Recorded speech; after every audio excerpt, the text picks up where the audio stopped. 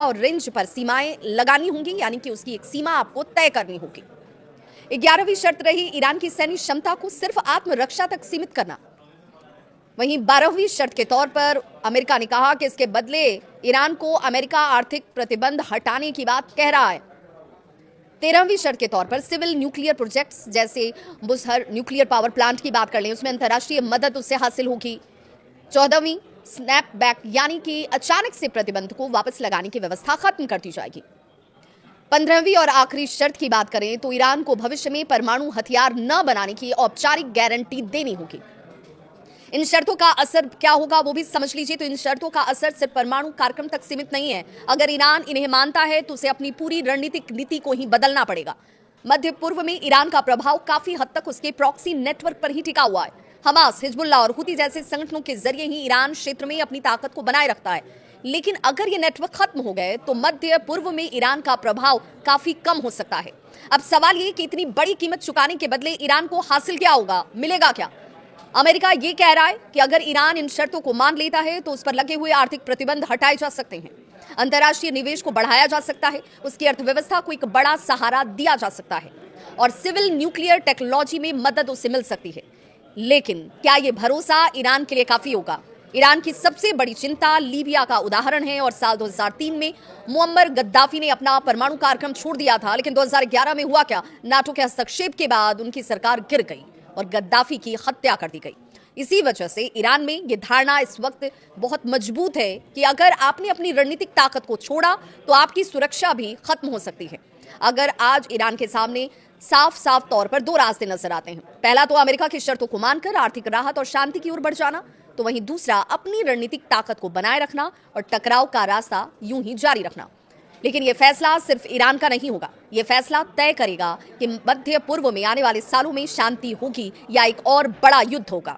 अब सबसे बड़ा सवाल तो यही है कि क्या ईरान अमेरिका की इन शर्तों को मान लेगा या फिर ये प्रस्ताव भी इतिहास की तरह ठुकरा दिया जाएगा। और अगर समझौता नहीं हुआ तो क्या मध्य पूर्व एक और बड़े युद्ध की तरफ बढ़ रहा है? इस पर आप क्या सोचते हैं? कमेंट सेक्शन में अपनी राय जरूर बताएं। अगर आपको ये वीडियो पसंद आए तो इसे लाइक और शेयर जरूर करें। नमस्कार, मैं आपके साथ विभा उपाध्याय और आप देख रहे हैं न्यूज 18 बिहार झारखंड का डिजिटल प्लेटफॉर्म।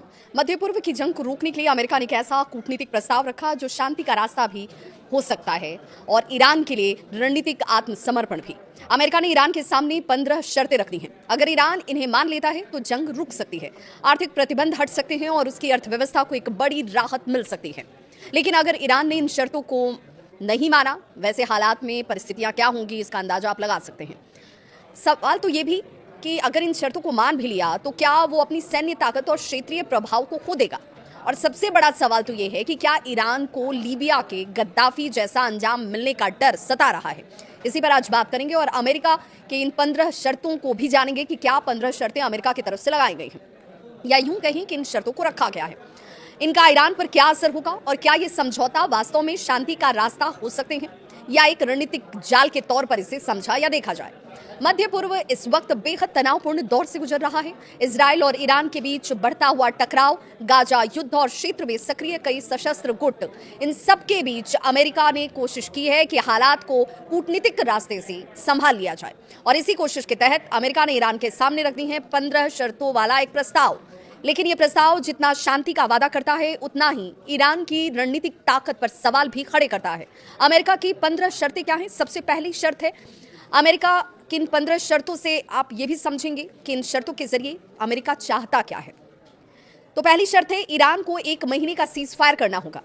दूसरी, अपने परमाणु कार्यक्रम को लगभग खत्म करना होगा। तीसरी, यूरेनियम संवर्धन पूरी तरीके से रोकना होगा।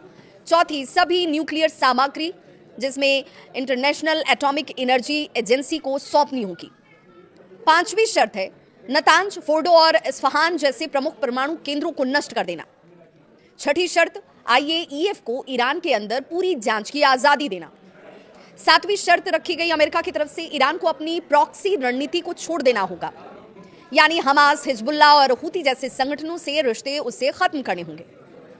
8वीं शर्त रखी गई, इन संगठनों को फंडिंग और हथियारों की सप्लाई ईरान को बंद करनी होगी।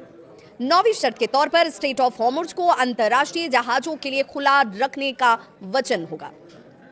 10वीं शर्त के तौर पर ईरान के मिसाइल प्रोग्राम की संख्या